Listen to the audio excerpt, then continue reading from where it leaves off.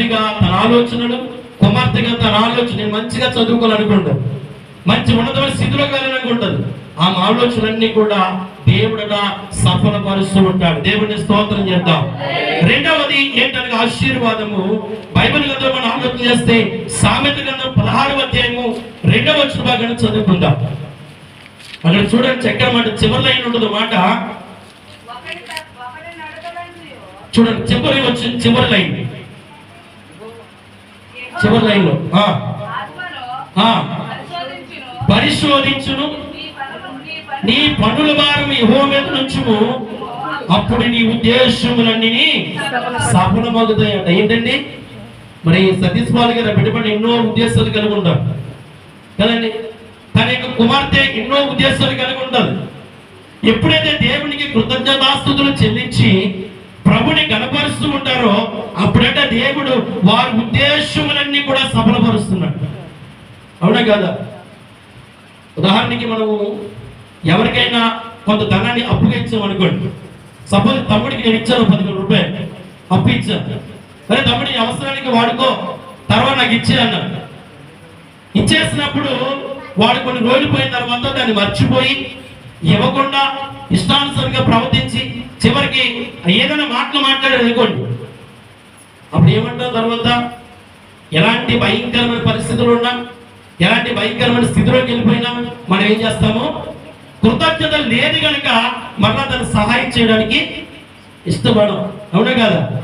అందరూ జరిగేదే. ఎవరైనా మనం ఇచ్చిన దానికి తిరిగి కృతజ్ఞత తెలియచేయకపోతే మరలా వారి సహాయం వస్తే మన మేలును చేయడానికి ఇష్టపడు. దేవుడు కూడా అట్టి విధంగా ఆలోచన చేస్తున్నాడు. అందుకే అంటున్నాడు, ఇది దేవుని చిత్తము. ప్రతి విషయంలో కూడా దేవునికి కృతజ్ఞతాస్తుతులు చెల్లించాలి.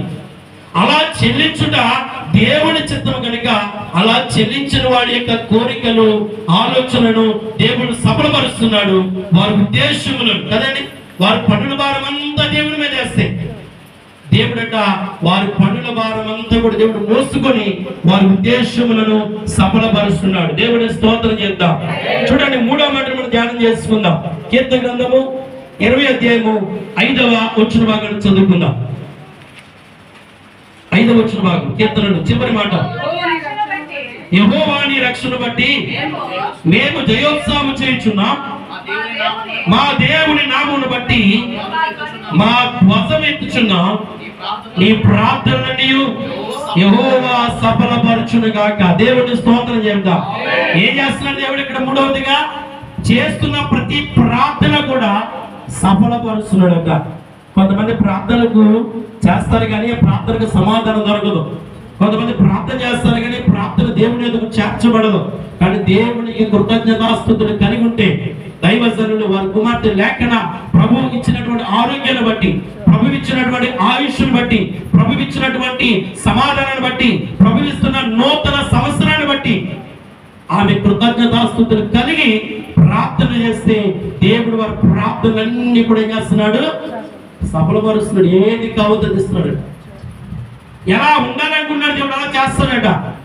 వారి జీవితంలో ఏది కోరుకుంటే ఆ కోరికను దేవుడు ప్రార్థన ద్వారా ఇస్తున్నాడు. అలా ఉండాలి అంటే వారి దేవుడికి ఏం చేయాలి? కృతజ్ఞతాస్తుతులు చెల్లించాలి. దేవుని స్తోత్రం చెప్తాం. అలా చెల్లించడం వలన అనేకమైన మేలు కనపడుతున్నాయి కదండి. ఇంకా మనం చివరిగా జ్ఞాపకం చేసుకుంటే యెషయా గ్రంథము 26వ అధ్యాయము 12వ వచన భాగం చూసి నేను దైవజనులకు సమయం అప్పగించేస్తాను. నాకు నీటికి సెంచారు వాక్యంగా. ఓకే, బైబిల్ గ్రంథంలో యెషయా గ్రంథము 26వ అధ్యాయము 12వ వచన భాగం.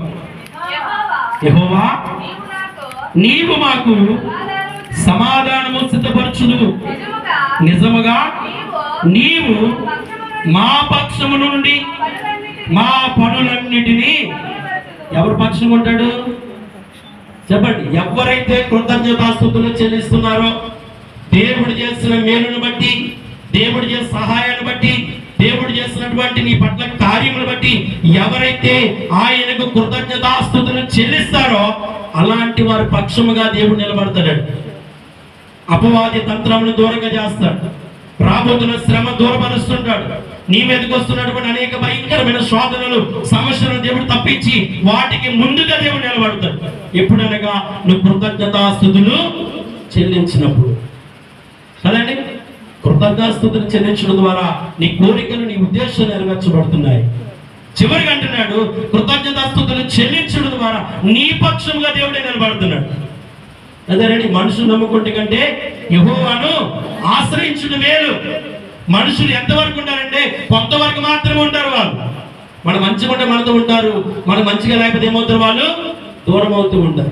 కానీ దేవుడు నిన్న, నేడు, రేపు ఏకరీతిగా మనం ప్రేమించే దేవుడు. ఆయన ప్రేమలో స్వార్థం లేదు, ఆయన ప్రేమలో ఏది ఆశించింది కాదు కదండి. ఈరోజు మనం ఏదైనా ఒకరిని ప్రేమిస్తున్నామంటే ఏదైనా ఆశించే మనం ప్రేమిస్తాం. కానీ దేవుడు ఎటువంటి మన మీద ఆశలు పెట్టుకునే దేవుడు కాదు. నువ్వు ఉన్నవాడు అనువాడు గొప్పవాడని దేవుడు. నీకు నిత్యము కూడా నీ పక్షముగా ఉండి నీ కార్యములన్నీ సఫలపరిచే దేవుడు. అవునా కదా? కదండి, బైబిల్ మాట ఉండే నమ్మకమైన వారికి మెండైన దేవుడు దయచేస్తాడు. దేవుడు నమ్మకం కలిగి ఉండాలి. నమ్మకమైన వారట యజమానుడికి చాలా ఇష్టమట. దేవుడిచ్చిన ఆయుష్ను బట్టి, దేవుడిచ్చిన ఆరోగ్యాన్ని బట్టి, దేవుడిచ్చినటువంటి ధన్యతను బట్టి, దేవుడిచ్చిన ప్రణాళికను బట్టి ఎవరైతే దేవునికి కృతజ్ఞతాస్తుతులు చెల్లిస్తారో అలాంటి వారందరికీ కూడా దేవుడు గొప్ప కార్యములను జరిగిస్తాడు. ఆ ధన్యత ఈ రోజున నూతన సంస్థలు అడుగు పెడుతున్న కుమార్తె లేఖనకు దేవుడు నిండుగా ఆశీర్వాదాలు కుమ్మరించును గాక. ఆమేన్, ఆమేన్. థాంక్యూ.